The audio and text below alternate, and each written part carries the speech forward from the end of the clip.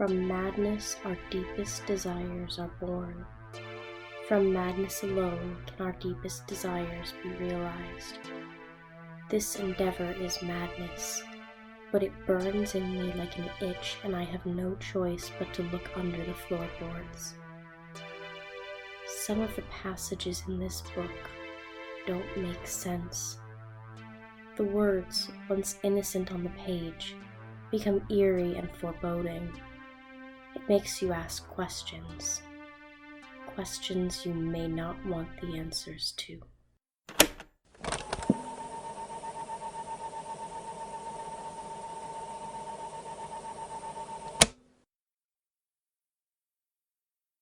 Nothing But the Truth is a 1991 novel written by the prolific young adult writer Avi. A year after its release, it won a Newbery Honor Award and was eventually made into a play. The book follows an incident at the fictional Harrison High School, where a young boy, Philip Malloy, in an attempt to get transferred out of a class which he's failing, ends up causing irreparable harm to the teacher's career and to himself. He tries to sing during the morning playing of the national anthem, even though the rule is to be quiet, and ends up creating a media circus that causes his good-natured but strict teacher, Miss Narwin, to lose her job. The novel is told in epistolary format, echoed in the novel's subheading, a documentary novel. The epistolary genre here is more important than any summary of the work itself. While the work received praise and seemed to be a darling of teachers, the work itself is far from a masterpiece. Though its portrayal of an archaic form of cancel culture can be interpreted in hindsight as prescient, the characters are mostly 90s cutouts. Philip is a class clown and an athlete.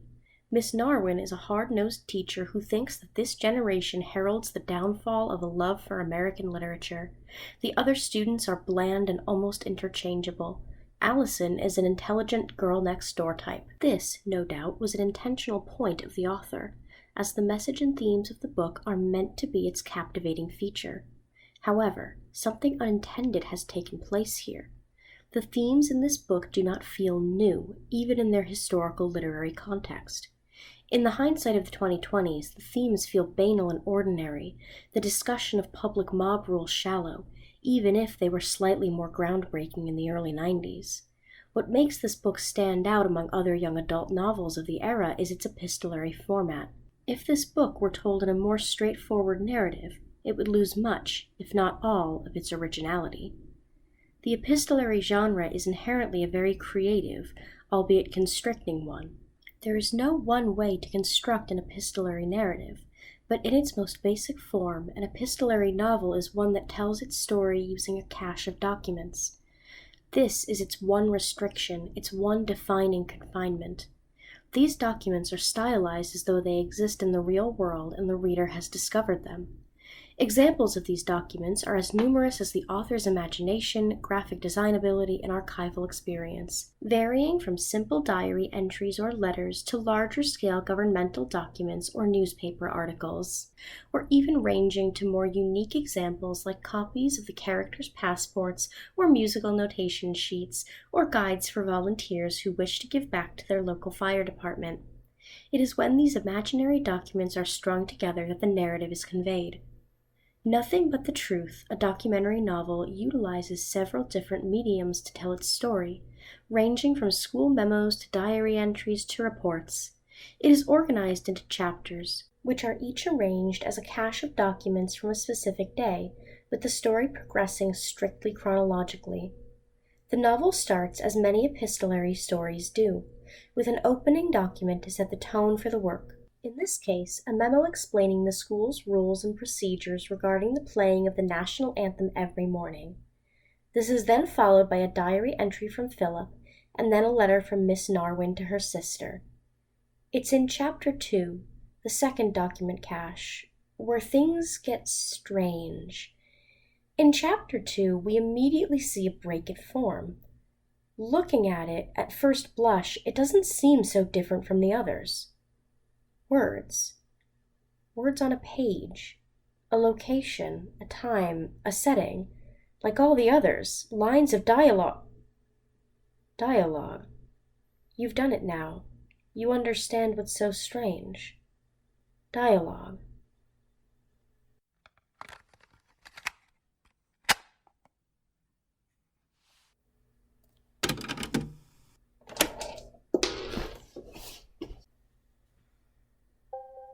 You're sitting on the couch.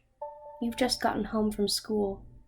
It's 3 p.m., and though the sun hasn't begun to set yet, the light feels deeper somehow, a gold more weighted to orange, heavier almost. You're 12 years old. You used to walk to school, but you don't anymore. It's been a year since you walked to school. Do you miss it on days like this? Days when the trees are vibrant green with the last of summer's bounty? When the sky is still blue as you come home? When the first of the yellow leaves are starting to appear at the tree's crown? You sit by the window. Your backpack is new. It has not been marred yet by the stains of excess graphite. The bottom has no crumpled papers yet, no crumbs from half-eaten snacks. The book in your hand, the one you carried in that same hand the whole ride home, it was assigned by your English teacher, but you're going to read it immediately anyway, like you chose it yourself. It's been a long time since you walked to the library. It will be a long time until you do so again. You open it. The pages aren't white, they're tan. Old, almost as though pristine. There is no trace of how many hands turned these pages before you. They smell like their age. The sky will be black at this time of day soon. The first week in September can only last so long. You've opened the book. You've turned the blank end page, the glowing reviews, the title page, the contents. You read. You read until you can't take it anymore. It haunts you. You don't remember this book after that semester. You barely remember anything from that semester, but it haunts you nevertheless. There was never goodness here, never intrigue, no true mystery to unravel beyond the mystery of mediocrity. In the back of your mind, it lingers like gray hallways, like windows thin as the space between parapets, like linoleum, like the gray blood-stained sweater you wore every day until it was threadbare, like the same peanut butter sandwiches you ate every day at lunch. The lockers that you wish would swallow you up between classes, your glasses dirty and thick, your braids, your sneakers. You wore that sweater until it was threadbare. They wouldn't let you wear anything else. It lingers like blood on your arm, like the keyhole scars that didn't go away until after college. You can't eat peanut butter anymore. The taste chokes you like memory. The gray hallways are choking you still, and you fear that they'll never stop. You have so few memories of that place. In your waking life it doesn't surface. Even in dreams it doesn't. But that semester was 3 years long. Gray and dull and pine green. The traces remain. The only thing that got you through was thinking about taking off your socks at night in bed. I never did walk to the library again. Never walked again to school. And perhaps never again will.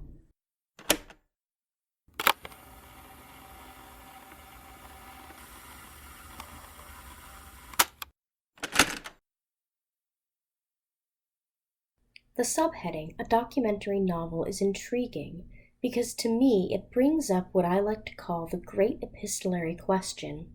We'll get to that question in a minute, but first I want to deconstruct that subheading. Calling your work a documentary novel implies documents. We've seen them before here.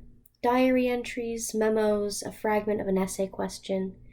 These documents, though created by the author, were intended to be read as being written by the characters in the story. These documents, though hardly if at all referenced in of themselves as physical objects, exist within the story's universe, the universe of Philip and Miss Narwin.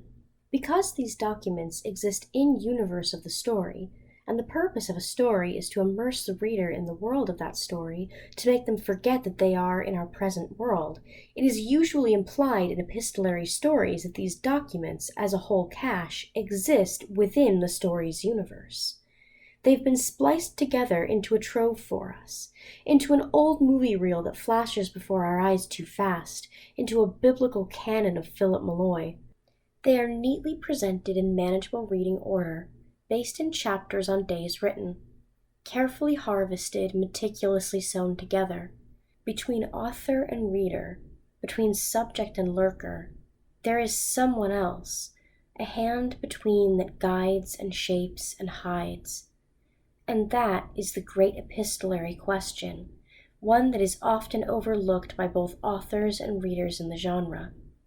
Who, within the character's universe, is putting these documents together, and for what purpose?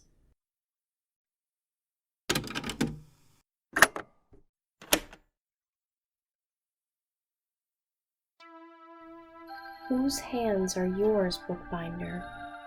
Who spent hours poring over old memos, searching for the names? Who spent too much time in an old man's attic, eyes scanning through decades of letters in a suitcase? Who are you who bought that old spiral notebook diary from an antique shop? But see, there was a lie.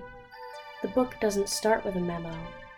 It starts with you, Archivist, the only words written by your hand. 2 questions you give. It's almost like you don't understand us, and yet understand us all too well. We are an enigma to you, aren't we, Archivist? You step a foot out of the shadows and retreat before we even know to ask who you are. Who are these people to you?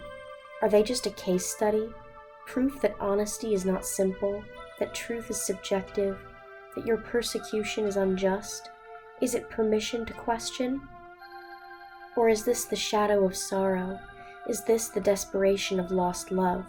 Are you feeling with a cautious hand and foot in the darkness, trying to tape the ripped photograph of your grandmother's wedding back together again, though your eyes cannot see it? What documents vital to your story didn't survive? I envy you, Archivist. I envy the completeness of your trove, the dedication of your research. So much about your loves has survived. So little of mine have. This brings us back to chapter 2. Look at the words. Look at that haunting literary technique that writhes on the page. The dialogue. This is no document to my eyes. This is formatted the way you would a play. A puppet show with tangled strings. Archivist, do you know why it haunts me? I'll tell you in case you didn't know. I'll ask the question that would rather not be said. I'll say the quiet part out loud. Because, Archivist, you were not the first lurker, not the first watcher, not the first archivist.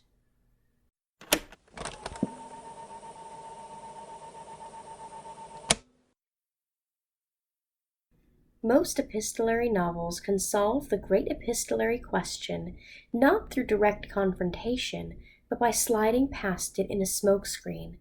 We, as an audience, are used to reading with a lens of forgetfulness, of complete immersion into the narrative. When we are reading, we are conditioned to forget the author, to think of them as dead. That's a primary function of fiction, after all, to make us forget ourselves and our world. The hypothetical author herself is often part of that forgetting process. We do this in historical caches of documents too sometimes, when we're reading the Amarna letters or Egyptian love poetry or in stelae from ancient Babylon. How much thought, when you read Cicero's letters, goes toward the historian who translated and bound them in a book? For avid scholars and readers of that subject, I'd imagine there would be an interest, but for the average modern reader, there's not much attention beyond a passing glance. And why should there be? We're here for Cicero, not for the historian. The historian is a vehicle for the historical narrative they are trying to communicate through the gathering of these documents.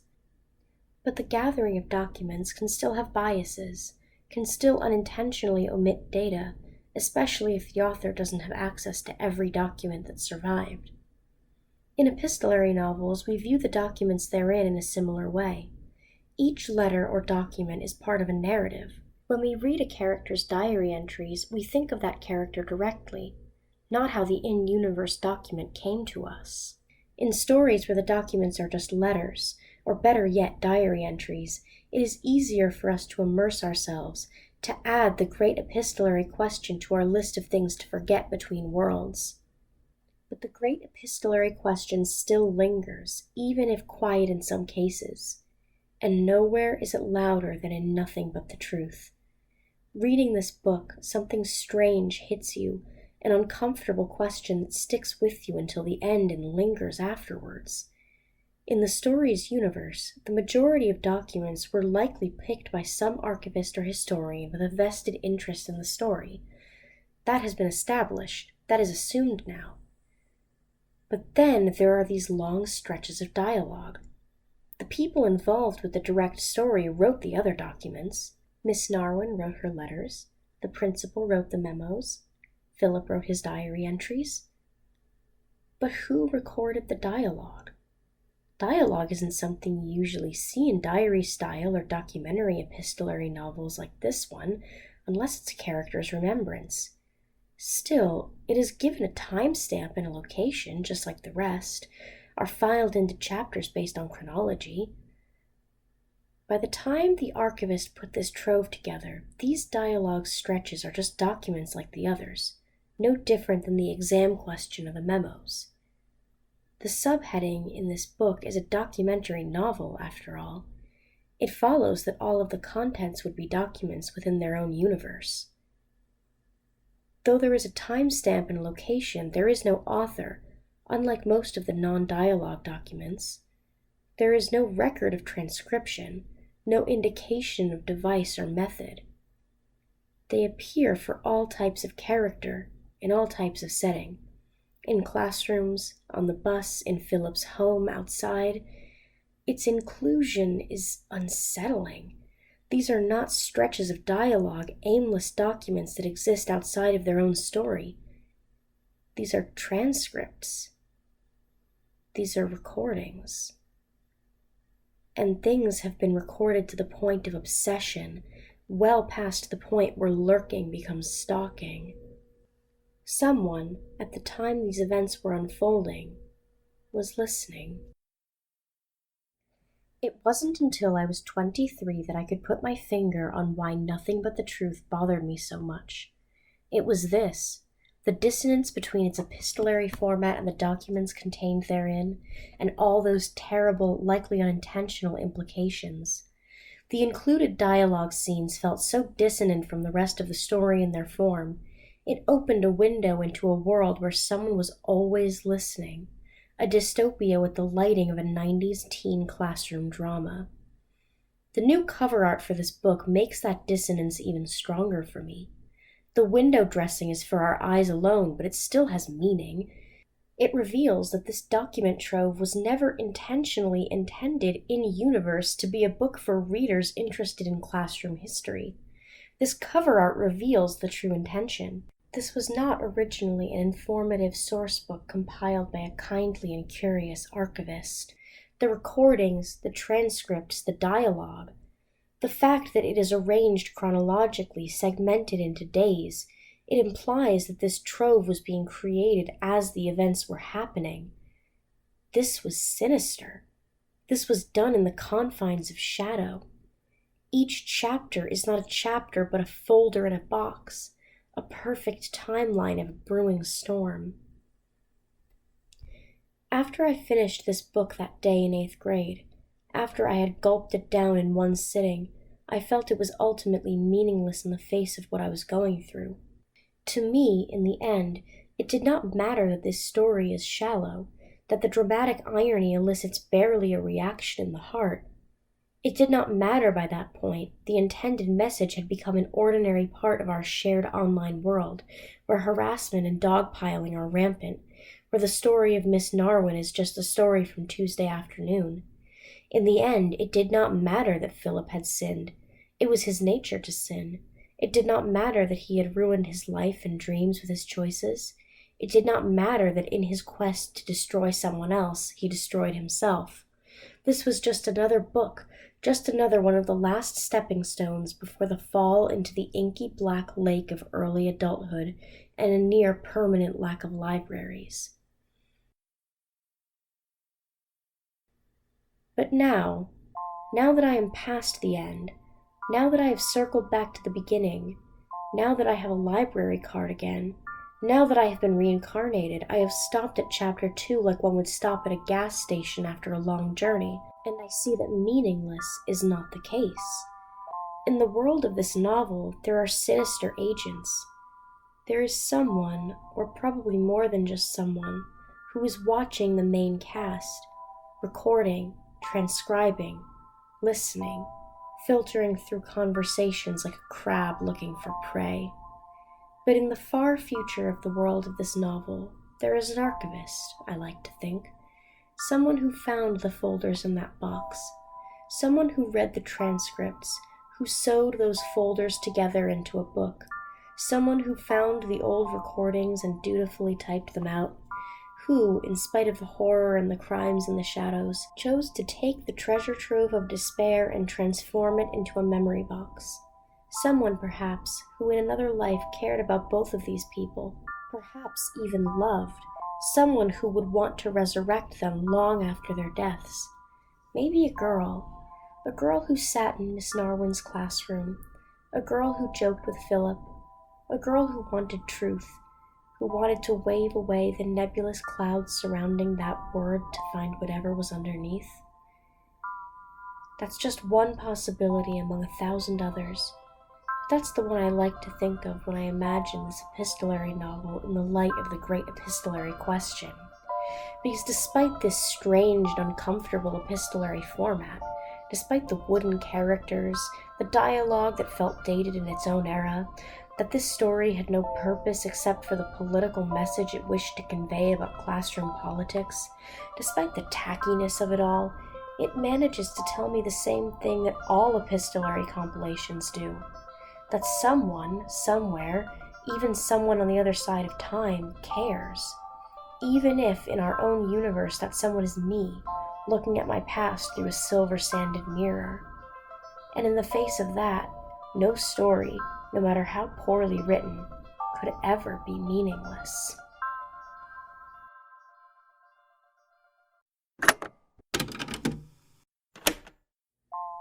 Sometimes, when I have these thoughts, I fear I'm falling into false depth in a story where there is none.